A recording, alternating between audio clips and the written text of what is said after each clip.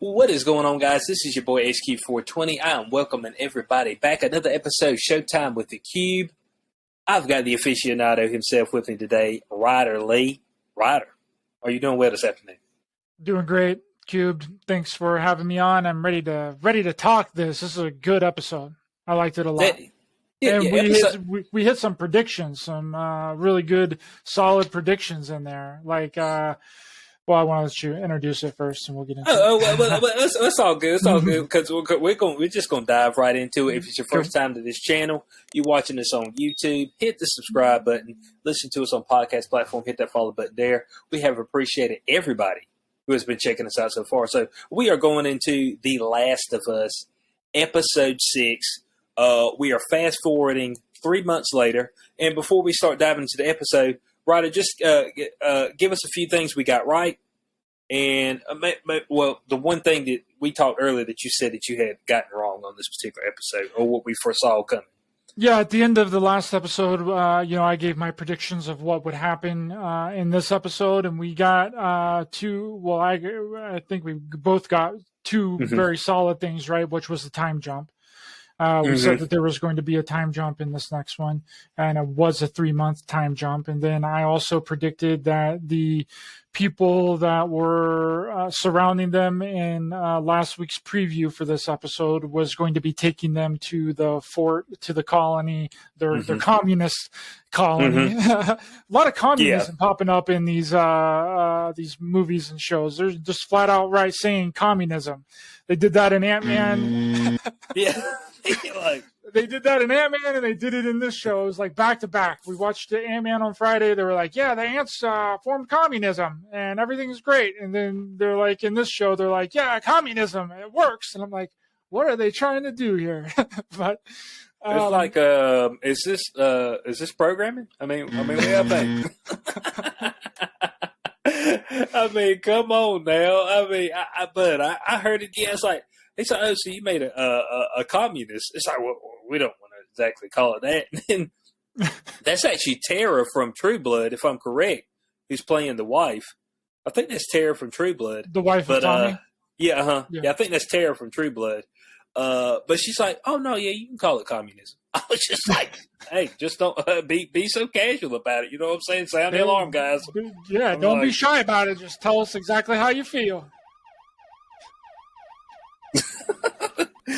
Yeah, so I was like, wow, guys, okay, they just threw that right out there. Maria, who was, I'm pretty positive she was Tara from True Blood. Is that, yep, that was Tara from True Blood. I actually love True Blood. There's a whole lot of people didn't like it. I only watched the first couple of seasons of it, and then I kind of fell off on it. But so the last season was stupid, but isn't that the way it is about every last season of every show? They don't know how to wrap it up, so they just make it stupid. But back to The Last of Us. So we got that stuff correct. Now, we thought that maybe it was going to be like a fight to break out of the city. That wasn't the case here. Yeah, that wasn't the case. And there's another prediction that I had that... Oh no! It was the flashback scenes. See, they're doing like a routine. They're doing like a routine thing here. Like one episode has a flashback. There's no time jump. The next episode doesn't have a flashback, but there's a time jump. It's like every other episode, and we've seen this kind of back and forth between every episode. There's either a time jump or there's a flashback. So that's kind of a trope that they've kind of woven into the series. So this next episode is going to be a flashback. Absolutely. It's got to be. The entire thing, I think, is going to be one giant long flashback. But that's we'll get to that at the end of the review here. Oh, but I didn't even think about that. I did not even think about that because when I was seeing the preview for the next one, my girlfriend was like, because she's watching it with me, she was like, well, dang, they just killed Joel off? I said, no, they didn't kill Joel right now. Now, he does die in the actual... in the video games, actually a brutal death from humans in the actual video game. If I'm correct, I think that's in The Last of Us 2, and I think it's early on, if I'm correct. And that's The Last of Us 2 is more like Ellie's bloodthirsty vengeance. That's what I've seen from that video game. Like, she's just out, just like killing everybody. So I wonder if they're going to adopt that into this particular series, or if they're going to go a different route. Well, That'd that's be the very thing. interesting. That's the whole thing about this is if they kill him like now, which I don't believe that that's going to happen. Yeah. I believe that this next episode coming up is going to be an entire flashback to hide the fact if Joel lives or not. And we've seen that because she was in her original clothes that she was in the very first episode. She was in those clothes in that flashback. So it just gives all of the ideas and the thoughts that it's one giant long character development piece of Ellie in this next episode. And then we might see something of real time at the very end of the episode. But my feelings are is the entire episode is going to be one giant flashback to give more story and more relevance to Ellie's character and more character development. But that's another thing that we got right in this episode is that I said at the end of last week's episode that this entire show was going to be this entire episode 6 was going to be a big, huge character development piece. Yeah. And that's basically what it turned out to be. It didn't have it didn't have one infected in it. It didn't have it didn't hardly have any action. There was very little combat. Yeah, until the very end. It was just one big character development piece, which I really enjoyed. I like that because we got to bring it down to where we want the show to be. You know, we want the show to be about Joel and Ellie, right? And I think that they did that perfectly. You got to see developing relationship. Exactly. You got to see more emotion out of Joel. I mean, we didn't see really any emotion out of Joel this entire series so far, besides whenever his daughter died in the very first episode. There was a lot of emotion behind that. But that's really the only time that we've seen any kind of emotion behind him. He's just been like a brick wall basically this entire time, besides last episode where he was kind of, warming up and getting emotional a little bit there. And then we see the repercussions of that in the beginning of this episode. Whenever they go to the two characters' homestead there, that's kind of living away from the colony and the freaking communist colony. And they're just kind of held up in this little cabin or whatever. And Joel and Ellie, come in. And I don't know what they were smoking in there, but they were laughing. And they were, those two old people were definitely smoking some ganja, smoking some weeds, smoking the herbs, something going Mary Jane, something up in there. And then, which I thought maybe that was the cause of Joel's first panic attack. Maybe he just smoked too much weed and he just walked out and he had his hands on. maybe he was like freaking out a little bit. Maybe he hit the bowl. And what he's speaking about there is right at the beginning of the episode when they meet the older couple out there in the woods, and they're just pretty much like to point them in the direction, and they call it the Death River. Once you make it to this river, it's the Death River. All right. This is where you usually don't make it past this particular river. But yeah, this episode, it really did develop the chemistry between Joel and Ellie. Of course, 3 months have passed, so they have gotten even closer. And then you see Joel, of course, as you said, with his panic attack. And I think that really started to stem from when he buried Sam and Henry.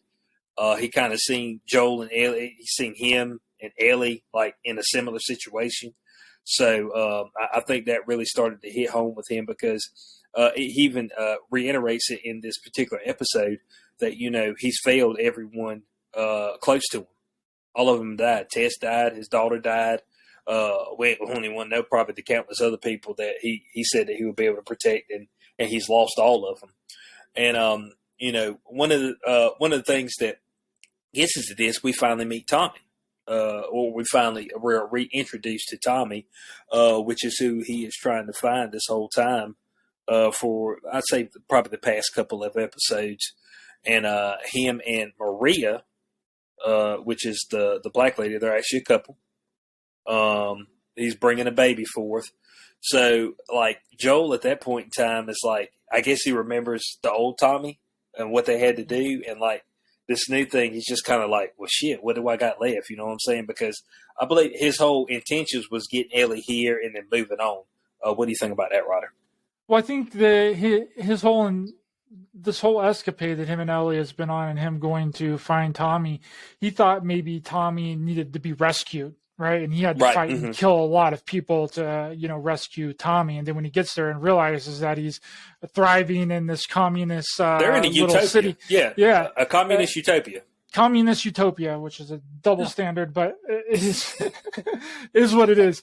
So whenever he gets there, I think he's a little shocked and he's a little taken back that Tommy has done so good with his life, and that he's, his girlfriend is pregnant and all that. So I think that he's kind of feeling like he doesn't know where to go or like what to do, because his whole mission revolved around thinking that he needed to save Tommy in some kind of capacity. Then when he gets there and Tommy's fine and he's built this entire life for himself, is shocking to him a little bit. And then you see him, kind of have his second panic attack, which was probably not due to weed. When he thought he saw his daughter or something reminded of his daughter. Yeah. And then that was, really reminiscent of, his daughter, and also reminiscent of Ellie as well, and not wanting to, lose Ellie, because if he's afraid if he gets too close to her in this, apocalyptic reality, then she's going to die too. And then he's like second guessing himself. And also Ellie is really second guessing herself as well, just like we talked about in the last episode. She's thinking like, well, maybe I'm not the cure. Because she reiterates to Joel that, she tried to cure the boy. What was his name? I already forgot his name. Sam.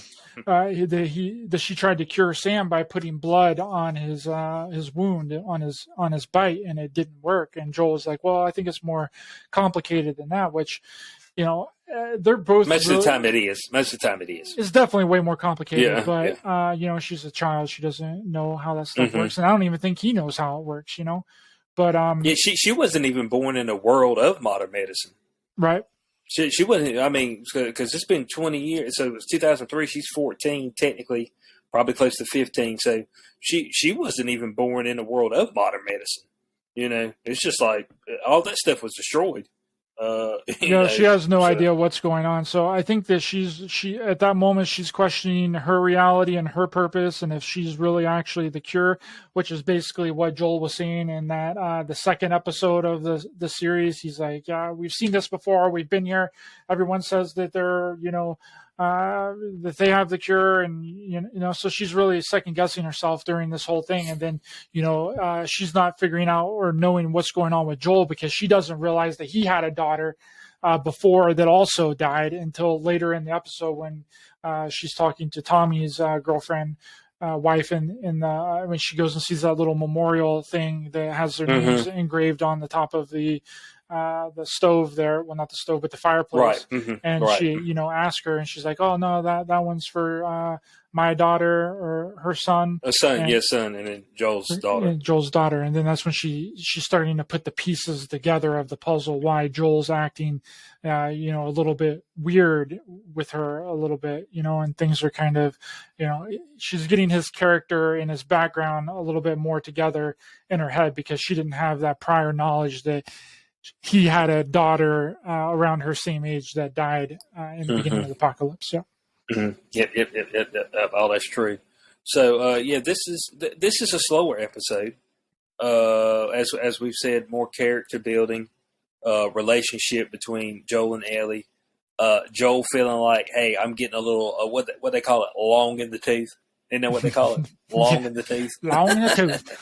Yeah, and he kind of gives that breakdown to Tommy. Now, unbeknownst to him, Ellie is right there nearby listening to the whole conversation the whole time. And she's very good at, like, eavesdropping and then, like, not letting you know that she actually eavesdropped. Like, she's good at hiding her emotions. Yeah. Like she's, like, a pro at it. Like, she'd be eavesdropping, hear everything, and she had like she ain't heard nothing. Kind of just move on with the day.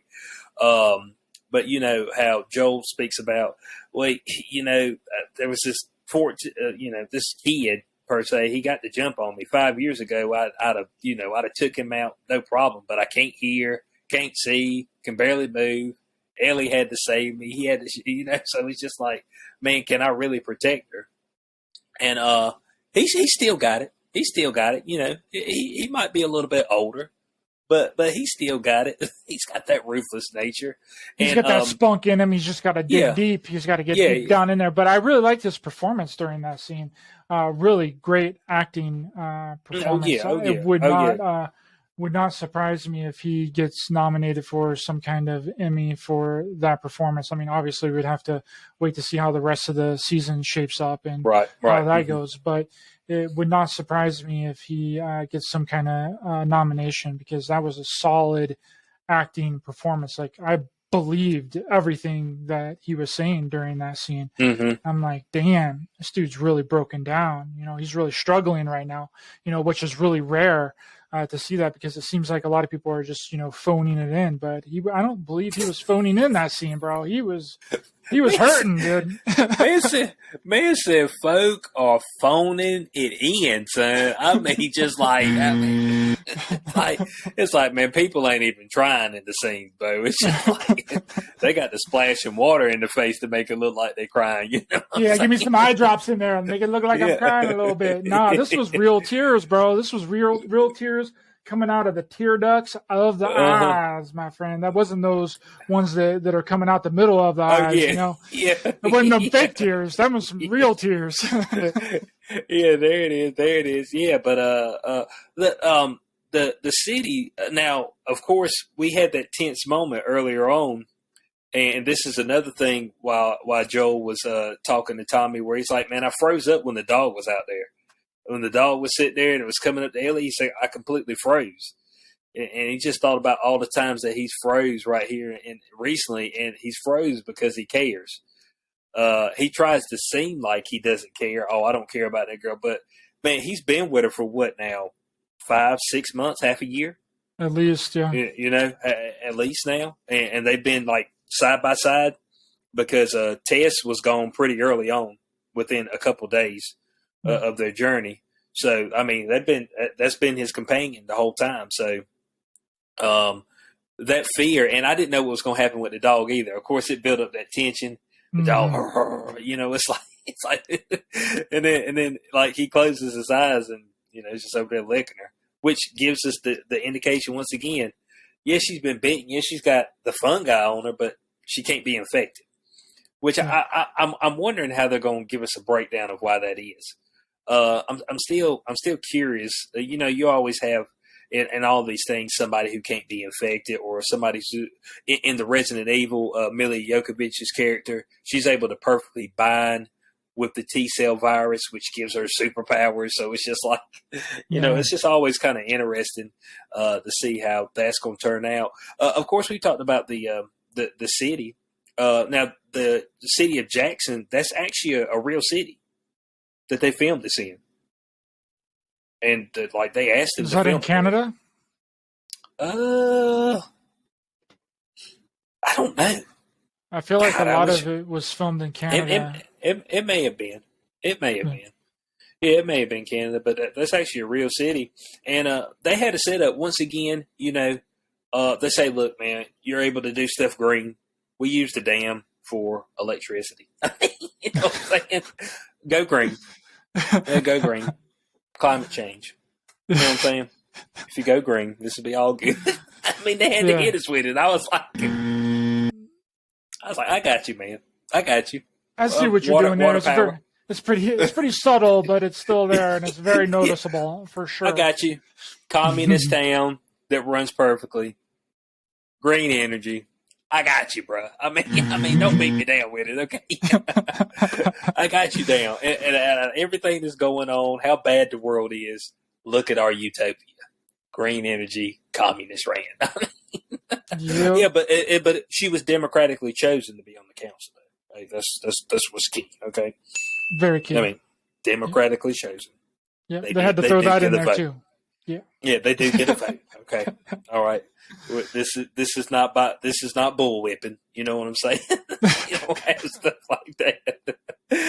So I just thought that was very interesting in the episode when they gave us that. I was just like, "Are you hitting us with a little bit of propaganda? Is that what you're doing?"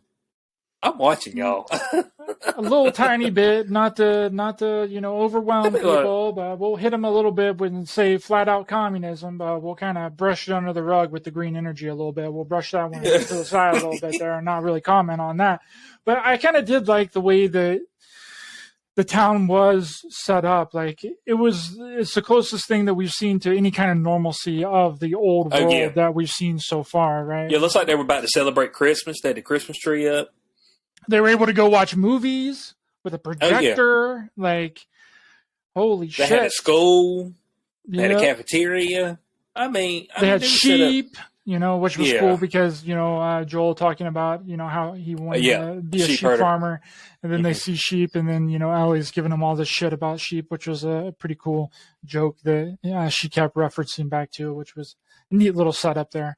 But I kind of did like the way that the town kind of operated, it did resemble some. And Ellie was kind of shocked while she was there, whenever they first get there and they're in the cafeteria, she's like all being, ready to fight people, because she'd never lived in any kind of reality that was set up like the old world, because she never was in the old world, so this is all new to her. And you also got to think that at the time when Joel was talking to Tommy and Maria, like with the comments that Tommy and Maria had back to him, Ellie is very protective of Joel, so she was like right in there, like, oh, you're talking shit to Joel? So I'm ready. You know what I'm saying? It's like, hey, this is my dude. Okay, this my dude. All right, we like this. All right, we like this. So. Of course, we talked about the whole instance of the conversation between Tommy and Joel when he's breaking down, and then Joel comes up to Ellie in the house, and she already kind of knows what he's about to say, and so they have a little bit of tense words right there, and Joel says, "You don't know what loss is," even though Ellie's lost everything.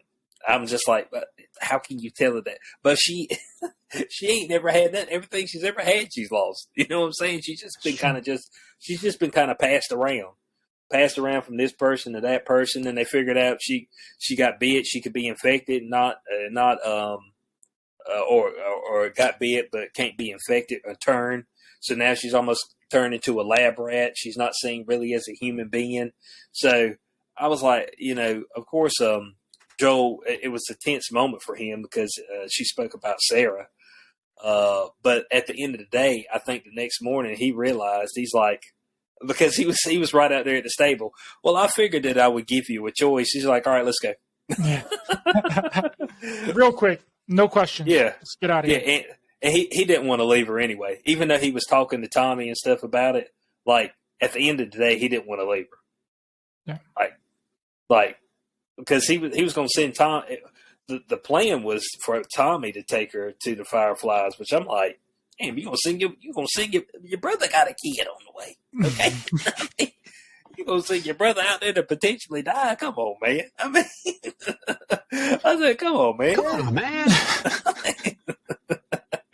He said, boy, I'm long in the tooth, man. I'm just long in the tooth. You know what I'm saying? My heart can't take it. I have a heart attack every time. These anxiety attacks and these heart attacks are killing me, bro. But I mean, how many times are we going to show up to a supposed Firefly facility and no fucking Fireflies are even there? They don't exist, man. Do the Fireflies exist? I think they're all dead. I don't think there's any Fireflies. I think we're gonna find that out. But at the end of season 1, we're gonna be like, yeah, that Firefly group, man, they all dead, man. Like all of them. The doctors and everything. They all dead. I mean, it kind of seems like it. I mean, what is this, the second time that we've been to meet up with the Fireflies? And they haven't been there? They're either dead or not there. Because it was the first time when Tess got bit. We're there. Oh yeah, this is where they're at. This is their encampment. Walking there, they're all dead. It's like. Then we get to this biolab place. We get in there. All we got is monkeys. Okay, we got orangutans, which I guess the I'm guessing that the infected, they don't try to attack animals, from what I've seen. Which then also kind of makes sense too. If they're trying to create a vaccine, they would be testing it on animals first, right? And monkeys are the next best thing to humans, apparently, to test on monkeys. So it made sense that the monkeys were there. I was just like, damn, we're gonna do this again. We're gonna show up to this firefly compound and ain't no fireflies gonna be there, dude. Every time. This is a trope. They ain't never going to find the fireflies. They're just chasing ghosts, dude. It's that the fireflies never existed. It was like 3 of us, and we just kind of threw that name out there, and people thought it's not really a movement. It's none of this. So, man, we just need to create a boogeyman to do all these terrorist attacks, so we're just going to call them fireflies, but they don't even exist. Sounds very familiar to actual real reality. Maybe Antifa? I mean, I don't know. We ain't going to get into all that. I mean, I'm just going to say. I ain't going to get into all that, okay? I ain't going to get into all the politics of that. But, yeah, they make it to the supposed biolab. This was supposed to be their spot. This was supposed to be the spot. This is where we can start doing some tests with Ellie. Figure out her blood, what's going on. And, as we said, nobody's there. But right on time, scragglers show up. Scragglers show up. They're surprise, motherfucker. As usual, bud. They bust right in and say, "Hey, I'm here. Hey, we're here." And it's just like scragglers too, bro. They don't have no weapons. They only got like crowbars and shit and like knives. They don't have no guns. They've been out there struggling for a minute, dude. Oh yeah, for the hottest of minutes. And I'm just like, man, y'all's luck is that bad. Now for 3 months, it seemed like they had good luck. They were just walking out there in the woods, which that seems like where you need to be. You need to be in the woods. Yeah. Like that old couple in the very beginning of the show of this episode had a good idea. That was a good plan. Stay far out, stay low key, just do your thing, huddle up and smoke some reefer and freaking chill out and laugh. Man, smoke some reefer. There it is, guys. Hey, look, at the end of the day, bud, hey, just smoke you a bowl. You know what I'm saying? Smoke you a bowl while the world burns. I mean. Seems like what they were doing. I don't know. I mean, very highly plausible. But yeah, dude, like they kind of threw a curveball on me in this with Joel being injured. He fought off. They were trying to sneak around. They tried to go down through the back because Joel seen them up top and through the window. And they were like, "Oh, okay, let's go, Ellie. Let's go out the back." And then they try and get to their horse. And then, of course, obviously, there has to be a little fight and a little struggle there. And it turns out that Joel has been stabbed by that pick, or I think it would look like a pick, right? Yeah, Well, it was the thing that was broke. So when he swung and he missed the first time, the wooden bat or whatever, and it broke against a tree, what he had left was the end, and that's what he ended up stabbing him with. Joel does get injured, but Joel and Ellie get away, and we see at the end of this episode, Joel has lost a lot of blood, and so he did what you do when you lose a lot of blood, pass out. That's like first thing. So Ellie is currently sitting there with Joel. He's passed out, eyes not open. She's crying because she don't want Joel to die. And then that's where this is going to lead us into the next episode, which now that you told me is going to be a complete flashback. And I think it's going to be, she's going to lose her friend, that friend that's with her, who almost looks like Sarah. But I almost thought it was Sarah to start off with. I was like, is that Sarah? The Ellie. But I think that's the first time that you're going to see Ellie get bit, is in this next episode. I think it's going to show that moment. But see, they've done something really weird with this cube. They've done, because if they don't kill Joel here, because spoilers for anybody that doesn't know, Joel is supposed to die, right? But I thought that they were going to keep that for the end of the series, not the end of the series, but the end of the season. like on the 10th episode, they were going to kill him, right? That made sense, right? So they've put themselves in a big pickle here, because if they don't end up killing him and they wait until the very last episode, then that loses weight and gravity of Joel's actual real death. But if they do end up killing him, then what are they going to do for the rest of the show, right? That's like the big thing at the that's the huge moment at the end of this season, would have been Joel's death, but they've already teased Joel dying in the middle of the season, right? So you've kind of screwed the pooch here a little bit. Either way that you go with it, you're going to lose viewership hardcore if you just killed him in this episode. But if you don't kill him in this episode and you wait until the end of the season to kill him, you've just lost all of that gravity and all of that weight by fake killing him in the middle of the season. So I think personally, they've just completely screwed the pooch on this, regardless if he's alive or he's not alive, right? Because that's the big cliffhanger at the end of this episode: is Joel alive or is Joel dead? Right. And I was thinking, when I was watching the end of the episode, I'm like, okay, well, how are they going to do the preview for the next show? Because they can't give you any hint that Joel's alive or he's dead. Which is why it's a whole flashback. Which is the reason that the entire next episode is going to be one giant flashback. And they did nothing but show flashback previews for this next episode, right?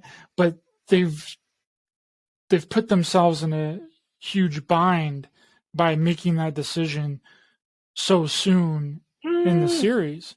I personally believe, like, you just can't fake kill somebody midway through the series and then really kill somebody at the end of the series. It doesn't make any sense. You lose all the weight and the gravity of that person actually dying. He's just past that. Okay, that's it. He's only past that. Well, he's definitely passed out. He's definitely still going to be also blood. He's definitely going to be alive, but it ruins the actual real death of that character that's inevitably going to happen. They have to kill him. I don't think he dies in this first season. I see 3 to 4 episodes into season 2. That's when I see it. I see it happen. If they do it that way, then that'll be fine. But they can't do it the other way. They can't just fake kill him and then we have to wait 2 episodes to find out if he's alive or not. Because what are they going to do if this whole next episode is one giant flashback, like what I think that it is? I mean, there's clues to that all over the preview. She's dressed in the exact same clothes that she was dressed in whenever she was captured by those people, and she was chained to the floor and all that. So it makes sense that the whole thing is a flashback. But then if they don't tell us that he's alive at the end of the next episode, are they going to ruin that in the preview for the other episode? I think you see it at the end, because I think that goes full circle. Because if I'm correct, from some of the scenes that I've seen from the actual video game, Ellie and that girl are best of friends, and Ellie's going to lose that friend in this episode, and it's going to kind of hint back in her mind to what she could potentially lose now. Like, so that was like her only friend she trusted at the time. Yeah. And she loses her to being infected.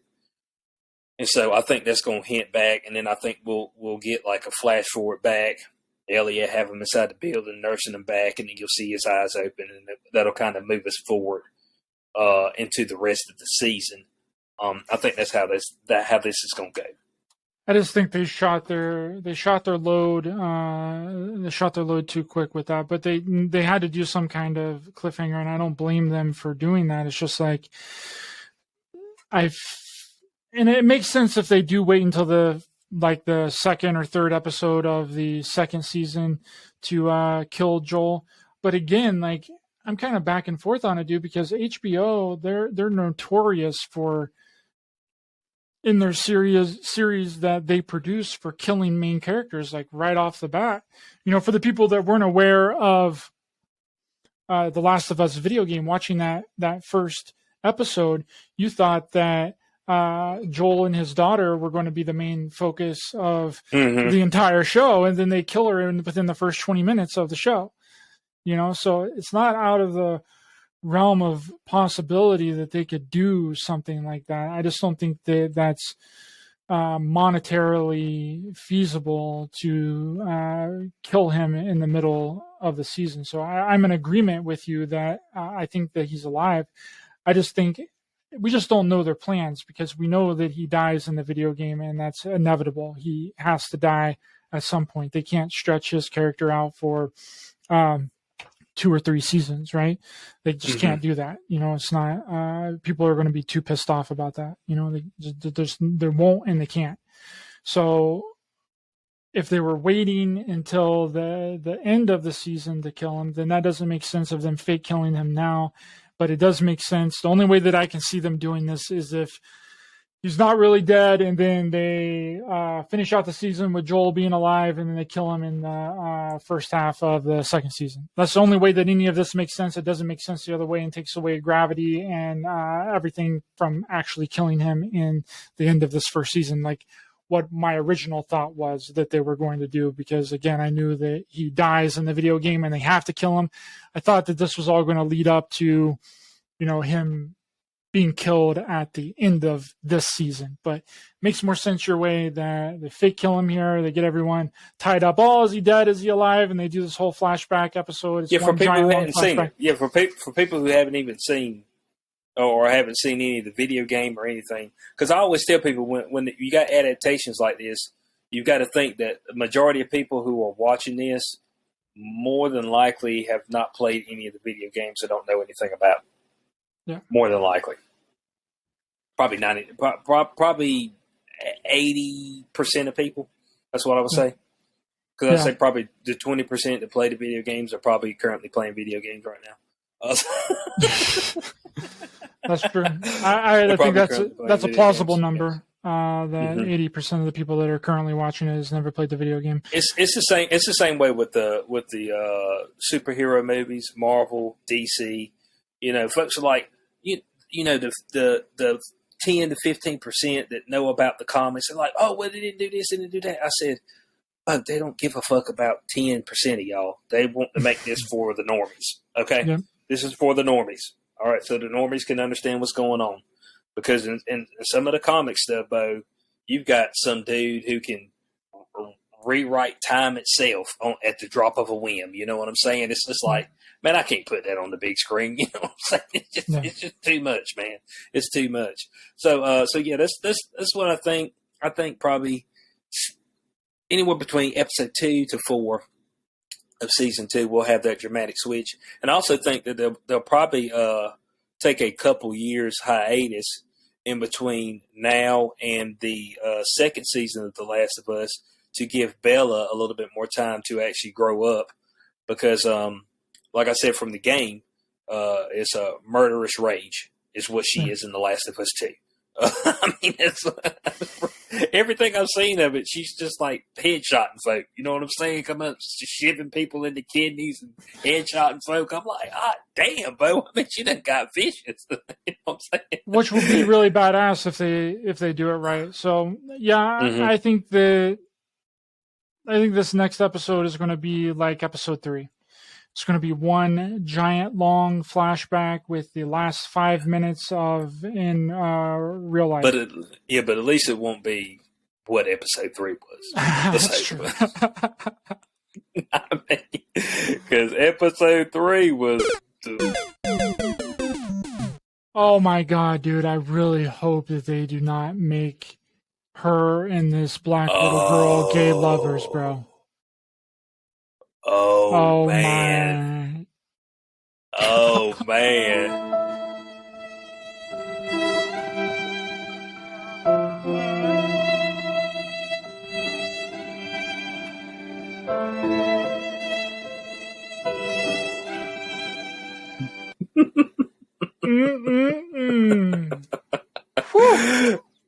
Oh boy. Hey. There's an outside shot for that price to be wrong. So hey, man, we gotta sprinkle this in. You know what I'm saying? I guarantee you that there will be some kind of hint. Absolutely, they might be too young to fully go there. I don't know if HBO, as risky as they are, the characters might seem like that they're too young to go there, but I'm willing to bet that there will be some kind of hints or some kind of advances in that direction, some holding of hands, some kind of hugging, some kind of kiss type thing, something along those lines between those two. And I'll put, I don't know, I'll bet something on it. I don't know what it'll be, but I'm willing to bet that there's some kind of something going on there between those two. Well, I will say one thing. I will say one thing about the writers on this. They have tried to stick pretty close to the source material, taking a few liberties here and there as far as from the source material, especially from the cut scenes in the source material. From what I've seen, there's channels out there that do. It's like the scene in the TV show and the scene in the video game, and they'll be almost like tit for tat. There'll be a couple things tweaked here and there, but I'm like, okay. I mean, some people who are sticking close to the source material, which was already written well, so you ain't got to do a whole bunch of extra work when you've already got something that's written well. It's kind of like when they adapt books. It's like, was the book already written well? I said, yeah. Well, just you just make a little tweak. You ain't got to go way out there. You know, it's, oh, we need to change the whole thing. We need to be original. We need all this, and you just like, man. I mean, that's what you just like. You're like, man, stop, man. Just stop it. Get some help. You know what I'm saying? Folk need help out here. Stop it. Get some help. Yeah, so, guys, that is the Last of Us episode number 6. I think we got 3 more episodes in the season. Is that right? We got 3 more? We got 3 more? Is there 10? I think there's 10. I think I think there's 10. Okay, so 7, 8, 9, 10. Okay, so we got 4 more episodes in this season. So we've still got plenty to get to. Maybe one day we'll find a Firefly. You know, maybe somewhere. They ain't there, bro. They ain't coming. They were never there. Yeah. They're a boogeyman. Yeah. Yeah, so we might run across one of those eventually. Yeah. This Firefly community that seems to be losing people by the second. Some sophisticated bullshit they are, dude. They just need to be communists. If they were communists, everything would be okay. They'd be able to have their old fort. Hey, and have movies and cafeterias and shit. Doesn't it always come back to communism? You could not live with your own failure. Where did that bring you? Back to me. That is my rule right now. If the Fireflies would have been communists, they would have been survivors. That is what we have learned from this episode of The Last of Us. There it is. But instead, they're losers. That's what they are. They're flat out losers. They should have had green energy, bro. If they would have just had some green energy and been, they'd been fine. They'd been out there. All the monkeys wouldn't have been running around. They wouldn't have been dead. They wouldn't have had to move. They'd already found the cure by now. They were just using green energy, and they were communists. Yeah, and it looks like they moved to Salt Lake City. That's what was up on the map. I'm just like, why y'all keep moving to the big cities where all the zombies are at? That's where they at. And why did they keep telling everybody where they're going?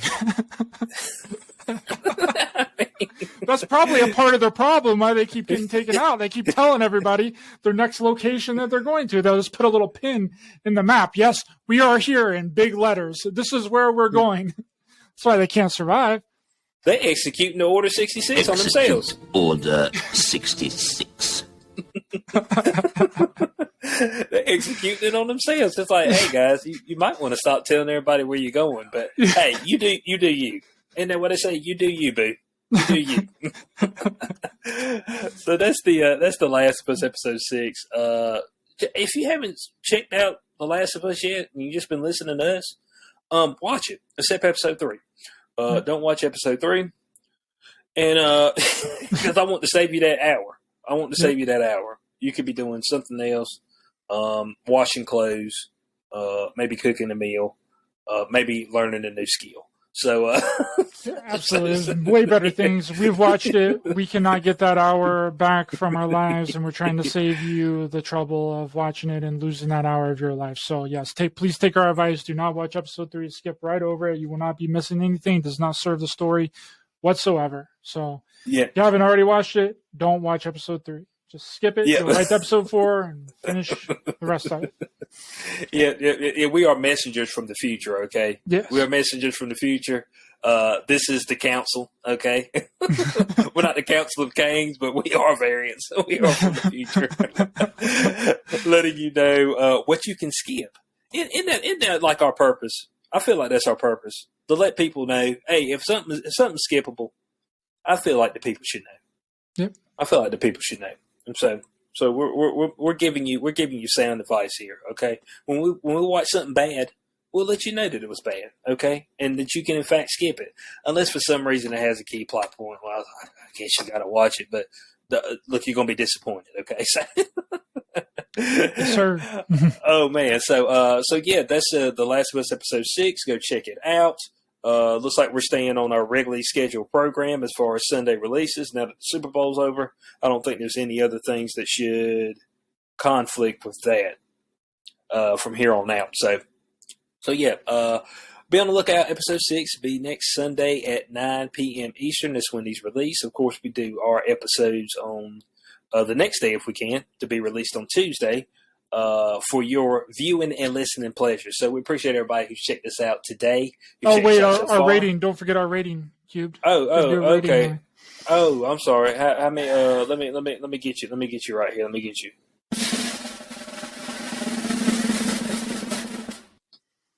7.5 cubes out of 10. I think that it was a very solid character development piece, and a lot of things were explained, but I just did not. It would have been a solid 8 cubes out of 10 if they wouldn't have fake killed Joel at the end. So, yeah, the fake kill. Fake kill. I would go 7.5 as well. IMDb, 213,000 people rated it 9.2 out of 10. Folks are loving this show.